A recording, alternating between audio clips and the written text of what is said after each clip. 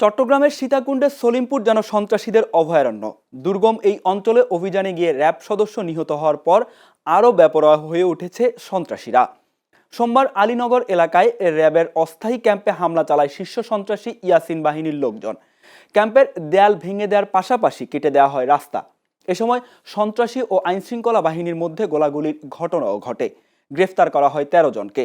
আশরাফুল ইসলাম শাহিনের পাঠানো তথ্য ও ভিডিও চিত্রে বিস্তারিত প্রতিবেদনে।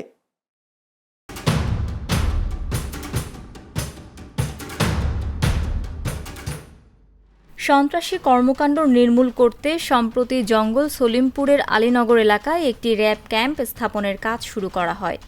সেই ক্যাম্পেই সোমবার গভীর রাতে হামলা চালায় শীর্ষ সন্ত্রাসী ইয়াসিন বাহিনীর সন্ত্রাসীরা।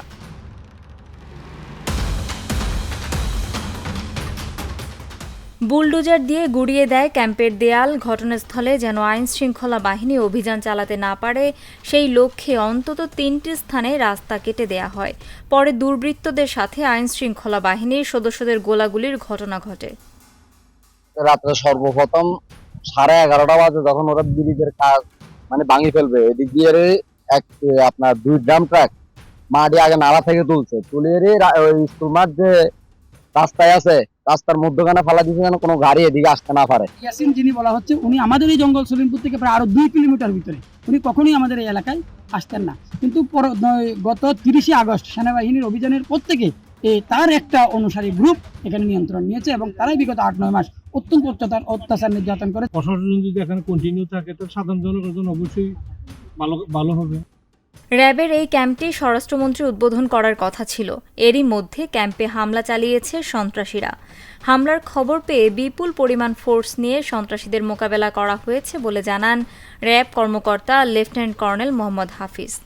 গ্রেফতার করা হয় 31 জনকে। তার পরিকল্পনা অনুযায়ী তার কাজ আসবেন এবং সেখানে নিরাপত্তা ব্যবস্থা দেওয়ার জন্য আমরা আমাদের শতভাগ কাজ করব। সন্ত্রাসীদের কোনো ধরনের ছাড় দেওয়া হবে না বলে জানিয়েছেন জেলা পুলিশ সুপার।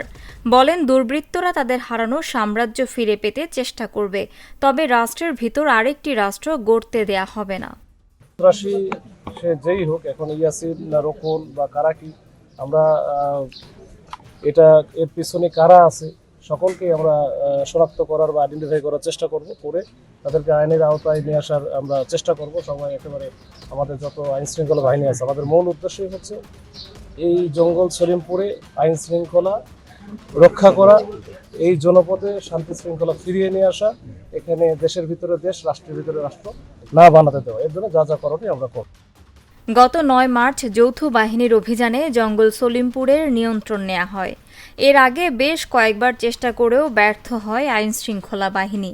চলতি বছরের 19 জানুয়ারি অভিযানে গিয়ে হামলার শিকার হয়ে এক র্যাব সদস্য নিহত হন, আহত হন আরও 3 সদস্য। Channel S news desk.